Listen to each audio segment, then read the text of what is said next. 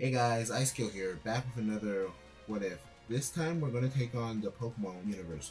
For this What If, I wanted to try something new, so we're going to try talking about Pokemon scenarios since I'm a huge fan of it. Who would have guessed, a Dragon Ball fan and a My Hero Academia fan is also a Pokemon fan. In this scenario, Giovanni of Team Rocket is the father of our protagonist Ash Ketchum. I got the idea for this as it used to be a popular theory within the Pokemon community, and with Ash's departure from Pokemon anime a few years ago, as well as the Team Rocket plot never having a real conclusion, I thought this would be a fun little project to do. One thing to keep in mind is that Pokemon is incredibly long, so I may skip over details that I may have forgotten from the original run, like minor characters or moments that don't have much impact on the original story. So basically, this will be an original story heavily based on aspects from the games and the anime. I will also be combining the instances of Giovanni from the Pokémon Origins anime, as well as the original Kanto anime. This means that his goal is still the creation and control of Mewtwo, but it also keeps him as a diligent leader of the Viridian Gym. One thing to note, Ash's journey isn't limited to just Kanto Pokemon. Things like the Steel type, Dark type, Fairy types, as well as Pokemon from the Sinnoh Dex, as well as Pokemon that evolve later on, like Annihilate, will be available. Our story begins in Viridian City, home of our main character, 5-year-old Ash Ketchum. Ash was originally native to the town of Pallet, but with his father as the gym leader of the Viridian City Gym, his parents had decided to move him and his mother to the city to lower the commute time for the busy man. Giovanni had always been an active part of Ash's life, despite his incredibly busy schedule. As the gym leader of the strongest gym in the Kanto region, the gym most uprising trainers would attempt as a test before the Indigo Plateau. Unfortunately, due to his overwhelming strength, many fell before him and would have to finish their league challenge elsewhere. Due to his strength and confidence, Ash always looked up to his father. He never quite shared his father's affinity for the ground typing, but he always wanted to be a strong trainer like him, hoping to one day even surpass him. Giovanni was always incredibly fond of his son and his drive, often telling the young man, "One day, the entire world will belong to you." Of course, due to how busy Giovanni was with the gym and his business trips, he couldn't always be with his family. To make up for this, Giovanni always did his utmost to make sure his family was all taken care of. Delia would always have a helper to make sure the housework and Ash never got too overwhelming for her, and Ash himself always got the best education money could buy. As a result of this, Ash would be a lot more knowledgeable on everything about being a Pokemon master.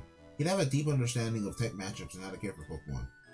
Ash is incredibly intelligent for his age, his only rival being his old friend from Pallet, Gary Oaks, the son of Professor Oak. Ash and Gary are very close as friends and even talk a lot on the phone with one another. Gary doesn't see Ash like a loser, especially given his strong father and Ash's love for Pokemon, which was overall very endearing. Time passes and we reach 2 months before Ash's 10th birthday. Giovanni explains to Ash that he has to go on another business trip, but not to worry. He'll make sure he is back by the time Ash leaves for his journey and will even have a special present for him. His first partner Pokemon.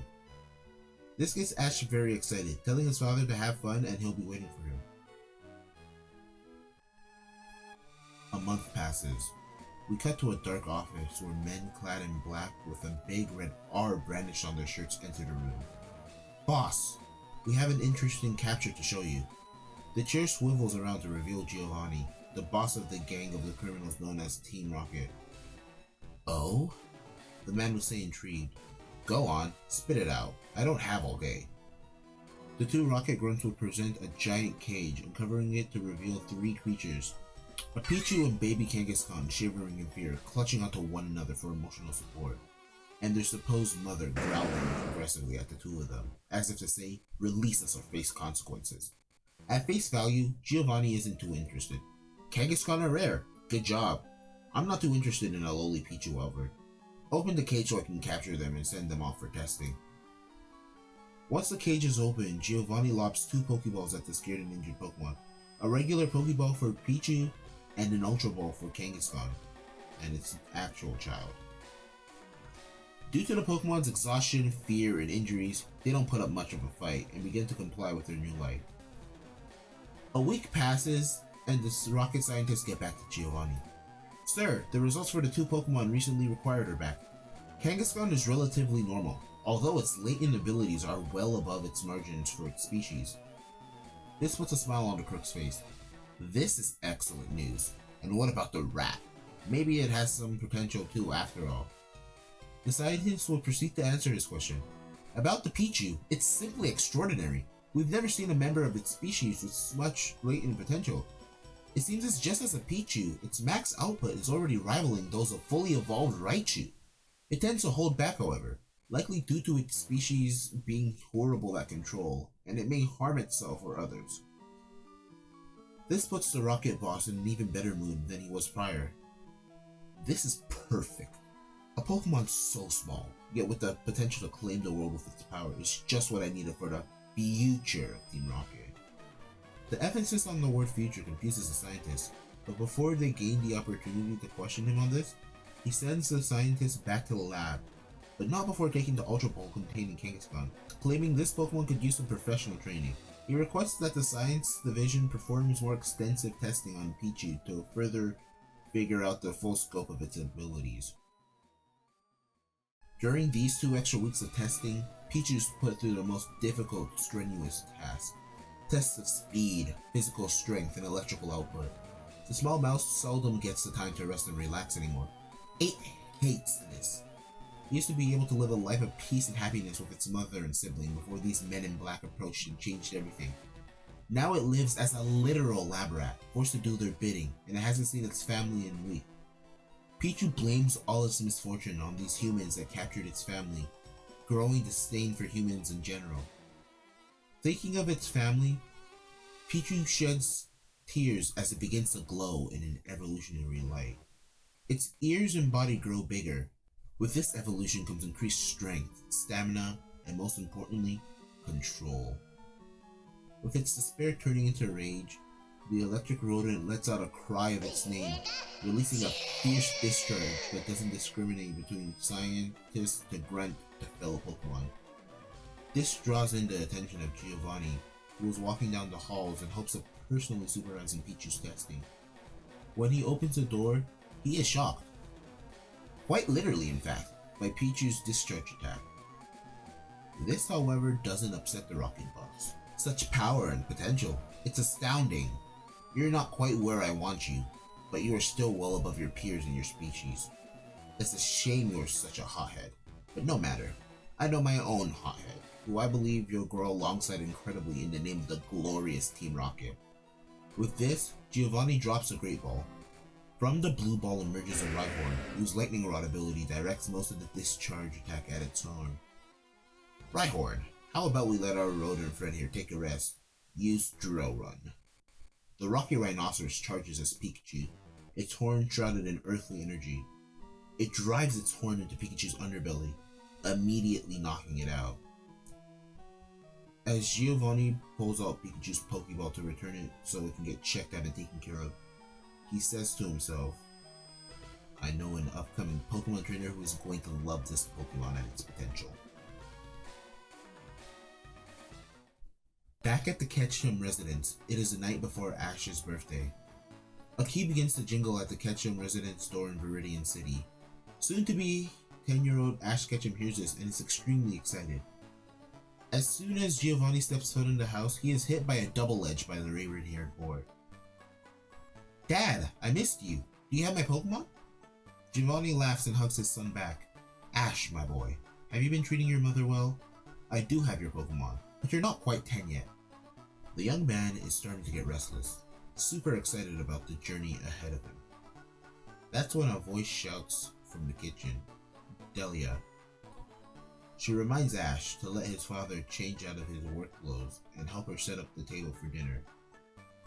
The family has a nice dinner, with Giovanni getting the time to catch up with Ash and Delia, as he's been gone from his beloved family for months. Later at night, Ash lies in his bed, remaining restless. He cannot wait to see what his father has in store for him. As he finally begins to doze off, he says to himself, I wonder what Dad got for me for my first partner Pokemon. Squirtle? Bulbasaur? Charmander? Pikachu? Maybe something rare like a Dratini. Oh, whatever it is, I hope I get to become the best of friends with them. Ash dreams of grand adventures with his Pokemon pals, maybe one day even surpassing his father. Night turns into day, and Ash Ketchum is finally 10. Finally, old enough to begin his Pokemon journey. Due to his dreams, he does throw his alarm clock, being conveniently Pokeball shaped and causing him to oversleep. Fortunately for the raven-haired boy, he isn't in a rush to the professor's lab.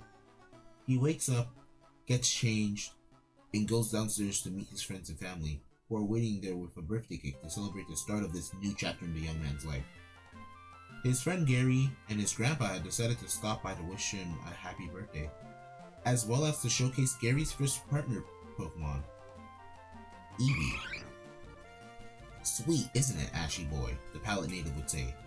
Originally, I had expected to get one of the common Kanto first partner Pokemon, but Graham said he had one picked out especially for me. Ash is amazed. Wow, Gary, that's so amazing. I know you just got it, but do you know what you want to evolve it into? Jolteon? Vaporeon? Flareon? Espeon? Umbreon? Leafeon? Glaceon? The boy would ask. Gary, being bombarded by all these questions, calms down the newly 10-year-old for a moment, reminding Ash that the day is about him and not Gary. Besides, Pokemon are more than just their evolution. Eevee and I are going to go with the flow. It'll evolve into what we choose when it's ready.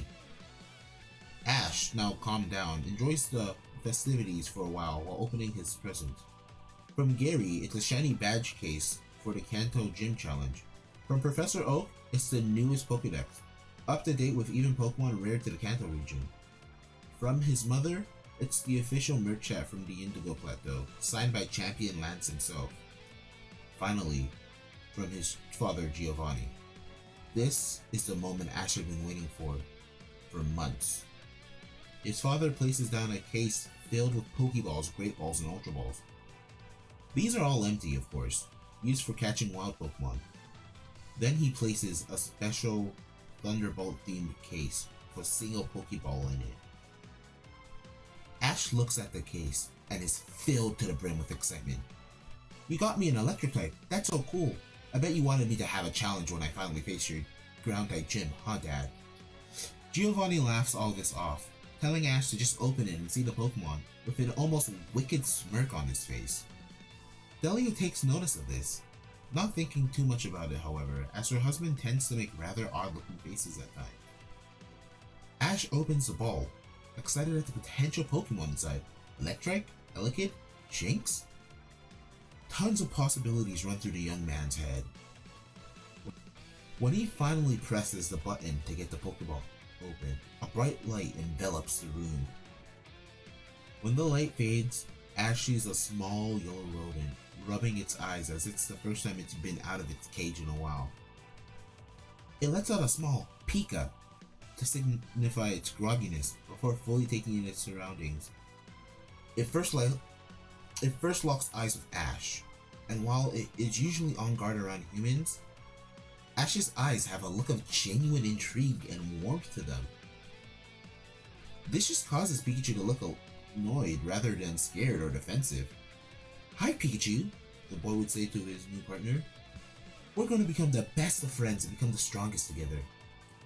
Pikachu hates this idea, not too fond of bending to the will of yet another human. Yet something about this boy seemed different. Pikachu looked around the room a bit, seeing a soft and loving mother figure that reminded it of the Kangaskhan it lived with, a cocky young man and a stoic older looking man.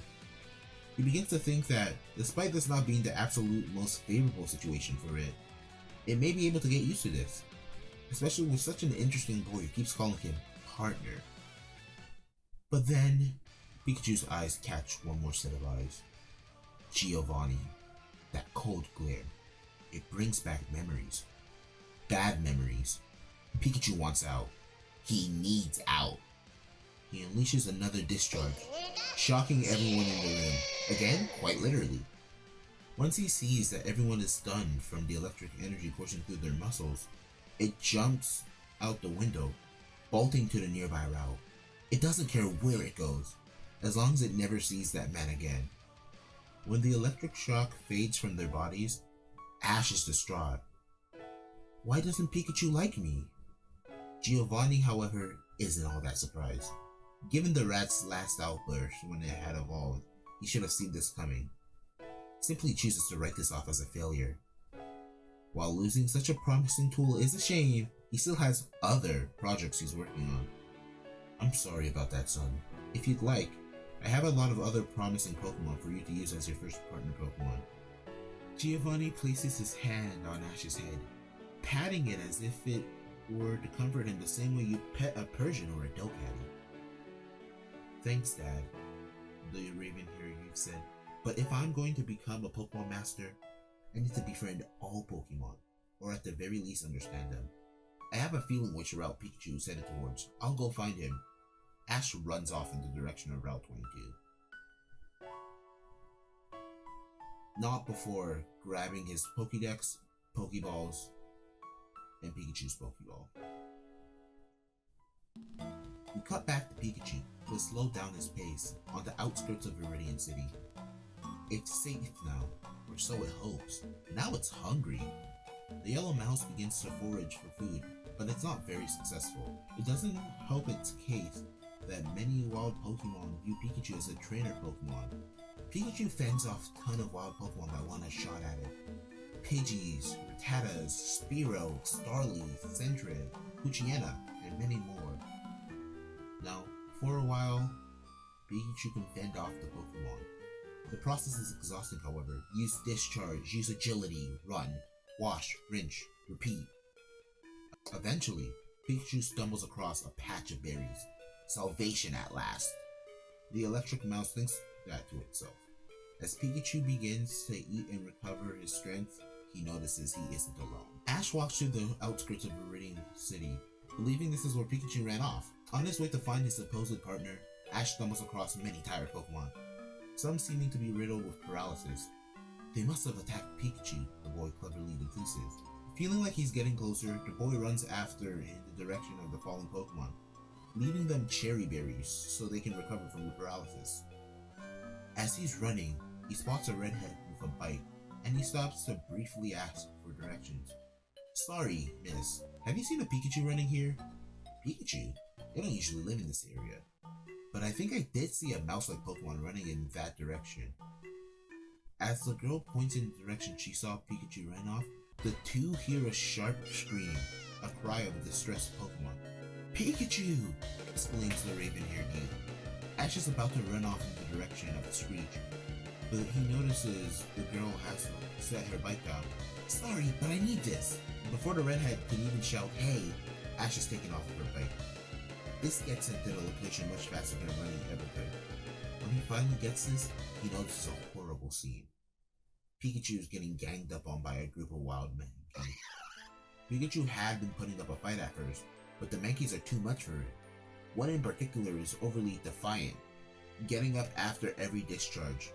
Pikachu hadn't had much time to rest, and the pig monkey are just brutal. Ash knows he has to act. He can't fight them, however. He's only human. Instead, he distracts them. He throws a Pokeball at each of the monkey, about 5 of them. The Pokeballs hit their marks and begin to shake. Ash doesn't even wait to see if they're captured. He picks up Pikachu, places it in the bike, and books it back home to Viridian City. He hopes to take Pikachu to the Pokemon Center first before trying to talk to Pikachu and understand why it ran off. I'm sorry that you might not like me, buddy, but for now, we're partners. Before I try to fix why we aren't getting along, let's get you fixed up at the Pokemon Center. Then, you can do whatever you want, even if it doesn't include me. These words from Ash speak to Pikachu. This boy is different. Why? He's feeling emotions similar to those of nostalgia. He reminds it of its mother figure, Kangaskhan. The boy's own smile, matching that of the warm smile Delia had given it earlier, but his eyes filled with determination. They took a similar shape to the cool and calculated look he knew of from Giovanni, but with a different feeling to them. Unfortunately for Ash and Pikachu, those Pokeballs did not last long. The Mankey were free, the Mankey were furious. Swinging from tree to tree, they quickly catch back up to Ash, lunging and scratching at him, until one kicks a bike tire. Ash soon loses his balance, falling over. and both Pikachu and its ball get flung from the bike. Pikachu notices the ball, flinching a little at the thought of captivity. Ash notices this. Does Pikachu not like being in its ball? He thinks to himself. He pushes his thought away for a second, gets up, runs in front of Pikachu to defend it. He puts the ball closer to the electric roof. Pikachu, I know you don't like your Pokeball. I beg of you, however, get in. Please, I will protect you. You'll be free after. Pikachu's eyes sparkle, letting out a soft Pika-Pee, as if acknowledging the boy for the first time. Ash fights the Mankey by himself, declaring, I am Ash of Viridian City, son of Giovanni. I will be a Pokemon Master, and my first step is to defeat and capture all of you. It finally clicks with Pikachu. What exactly makes this boy so different? He genuinely cares. This gives Pikachu a final win, wanting to clean up the mess he put them in. It steps onto and then hops off of Ash's shoulder, unleashing an especially powerful discharge attack. This surprises and scares away most of the Mankey. All except for one, the Defiant one. Ash realizes he and Pikachu are now safe. First thing he does, he checks up on the mouse. Ash asks, Pikachu, are you okay? As if to confirm that he is doing about as okay as he could be, as well as his newfound bond with the boy, Pikachu lets out a soft cry of dismay before licking Ash on the cheek. Getting up, he picks up Pikachu and heads back to Viridian to heal. But before that, he notices the Defiant Mankey is still there, left alone by its peers who fled earlier. The poor thing couldn't even run if it wanted to. Pikachu's discharge left it with a nasty paralysis. Noticing that he's out of cherry berries to help with paralysis, Ash extends a Pokeball out to it. Well, I did say I'd defeat and capture you. This way I can get you checked out too. With that, Ash throws a Pokeball at the Pokemon Tree, this time successfully capturing it. He heads back to Viridian City, getting his 2 Pokemon checked out. After getting his 2 Pokemon checked out, he uses the Poke Center phone to call home and let them know he and his Pokemon are okay. Delia picks up the phone, flustered. Ash! Why would you run out the house like that? You're lucky your father calmed me down and told me to trust you. I was so worried. Look at my baby, all cut and bruised. Delia notices Pikachu perched on his shoulder. Oh, Pikachu, you're so cute. I'm assuming you made up? Pikachu lets out a happy cry, affirming this yes. Ash chimes in. Look, Mom, I also caught another Pokemon thanks to Pikachu's help. He sends out Mankey, who upon release scratches Ash's face before letting out a steam from its snout. Mankey isn't very disobedient. He's just a bit feisty. This second capture gathers Giovanni's attention, coming onto the phone to praise his son. Good job, Ash. I knew you could do it. Ash begins to blush a little at his father's kind words before noticing Pikachu's cheeks begin to spark. Pikachu, are you okay? The boy asks. He must not be too fond of me, since I caught him and he prefers to free roam. Of course, Giovanni knows the real reason for the rat's aggression, but plays oblivious to keep his family ignorant of his dark secret, as they aren't quite ready yet. I'll take my leave. I have an important business call to make anyways. Take care and conquer the world, son. With that, Ash says goodbyes and hangs up the phone before going to rest up for the night after the eventful day. He returns Mankey to its Pokeball, only to hear aloud, Hey Knucklehead, you owe me a new bike. As we take a closer view of Giovanni in his at-home office, his phone rings once before being picked up. How can we be of service to you, sir? On the other side of the phone, a rocket admin, uniform similar to the Grunt, but white in contrast to the usual black. His purple hair blowing in the wind as he rides his Meowth-themed hot air balloon with his 2 companions listening in. An R-shaped, magenta-haired woman with a similar outfit, and a Meowth that somehow knows how to talk. Ah yes, James, the Rocket boss replies. You 3 are some of the only Team Rocket personnel that know of my family. I trust Ash is in good hands with you. Watch over him. Ruffle his feathers a bit. It's good for the kid's growth as the heir to my empire. Report back to me on any accomplishments he retrieves. The 3 Rocket members chant "Yes, sir" in unison, hanging up while heading the route to north of Viridian City, where they will set up camp for the night. And that's where we'll be leaving things for today. So tell me what you thought about my first attempt at the Pokemon What If. What do you think about the new backstory I made for Ash and Pikachu?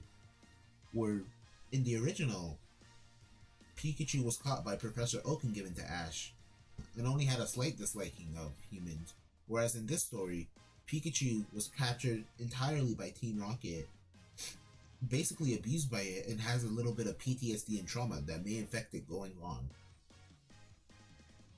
Let me know your thoughts and suggestions down in the comments. Share this with anyone you think might like this, leave a like, subscribe for more, and have yourself a great one. Ice Scale out.